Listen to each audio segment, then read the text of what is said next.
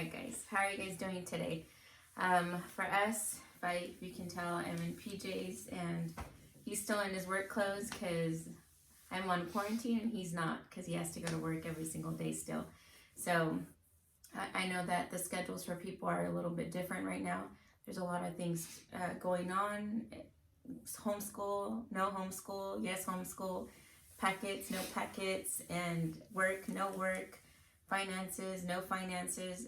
Everything is just going crazy. So we wanted to do this video just because it's really important to just share the part about just focusing on each other. I've been seeing a lot of posts, Snapchats, Instagram, Twitter, and it all has to do with the kids and just how we're dealing with the kids.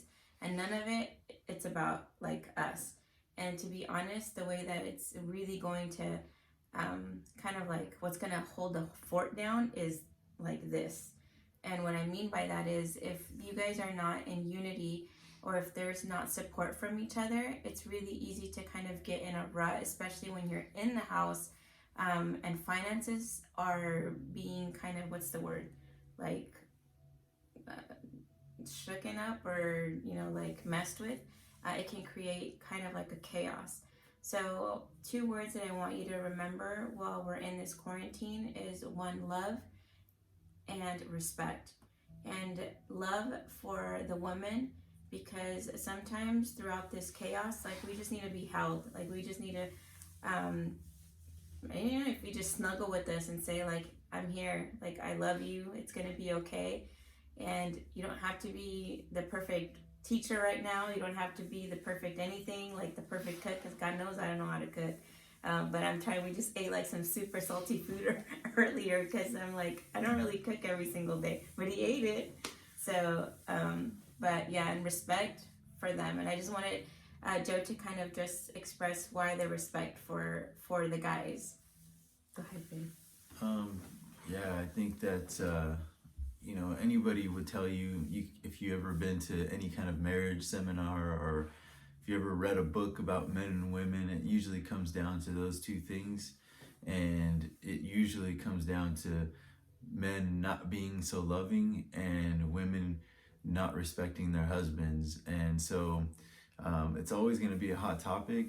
And I think our goal was to be able to kind of just share something that was relevant, not just to everybody else, but to us, to our relationship. And so for me, I know that, just with everybody that's struggling and the uncertainty and the chaos and the panic, there are a lot of people that are struggling because there may be a job lost or the finances are cut in half now because, in our case, we had, both of us working, and so we had 2 incomes and now we're down to 1.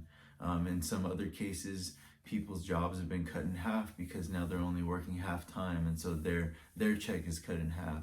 I know some people that just completely lost their job, and so things are just very uncertain. And so with great respect, and humility, I just offer what works for us, because I know everybody's situation is different, and I don't think that any one person's situation is any worse than the other, but we're all affected in some way, and maybe the gravity doesn't feel the same from the outside looking in, but I assure you that all of us are experiencing something.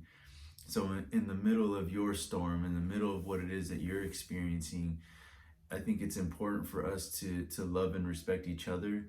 And for me, I know that as I'm able to continue working, it does get a little difficult, and to think, okay, now I need to be wiser with the finances. I need to be wiser with what money we do have to make sure that we're being smart and being good stewards of what we have. And for me, I think that respecting that is important, to understand that I'm doing my best, that I'm going to try to do my best. And so if I bring up something that has to do with finances, like, hey, how much did you spend today? Or is there anything that you need? Both of those things are important because they both affect the money. And so when I ask, or when I bring that up, it's not a disrespect to say, oh, you can't do this or you can't do that, but simply to say, I'm concerned about the finances and I want to be wise with what we do have, because I only get paid once a month. And so, there were many times where it's like, okay, there's way more month than there is check. And that's a very difficult spot to be in, you know. And so I think on the other side, as a man, trying to do our best, I think it's important that we show our love even in the simplest of ways of expressing how it is that we're feeling. And so if I feel like I have the weight of the world on my shoulders, I should express that, because that way I don't have to carry it on my own. That way, by expressing how I'm feeling, she feels connected to me, and that will allow her to feel open to what I have to say even more so. So discussions about finances doesn't have to be another world war every single time, but instead, by me expressing myself to her, she opens herself to me, which opens herself to suggestion, which allows me to say certain things that are on my mind, or that are weighing on my heart, or that are concerning or worrying me about where we might be a couple weeks from now, or you know, if I just got paid in a whole month from now, you know, where are we going to be? So I just think that that's a big deal, and that way I don't have to carry all the weight on my own. And if we both can come to an agreement on where we want to be and how we want to run the finances, it will allow us to work together, and that will create peace amongst us and ultimately create peace in our home. And right now, some people don't have anywhere else to go, and we're, like she said, quarantine. And if we're not able to maintain the peace in the home, then it's going to be a really, really long and difficult weeks to come. Yeah, and it's and that place like where he's talking about, like we've been there where we fought about it, where and we're talking about it because there's been times like say this time right now, you got to be home with the kids need things, and then you're just kind of like, hey, you know, we need this stuff, or you go get it, and then your husband's like, why'd you go get that, like we don't have money for that. And then all of a sudden we're offended because we're like, you don't know what I'm dealing with, you don't know that I'm going through all this stuff, like I have to entertain these kids, I gotta feed these kids, like, you know, and all you're caring is about like money. And it's not, and I understood that it's not that he doesn't care about what's going on. It's just that in his mind, there's so many other things going on that he didn't even think about this part, because I didn't inform him of what's going on or how hard it is or what do they need. But simply when we just communicate, and we had to practice this a lot because it was World War like 100 for, you know, several times. You can tell she exaggerates a little bit. But we did fight about it for a while, Yeah, you know. We still do sometimes. You know, so it's we had to talk about it, and I had to understand, okay, how can I help him to understand what's important, what do we need, and I had to kind of get over my emotions and my hurt feelings like instantly, because that's where we go. You know, I had to just kind of deal with it and say, okay, hey, we need this. Can I talk to you? Can we talk? And that's where he knew, okay, I have to be on my toes because she wants to talk.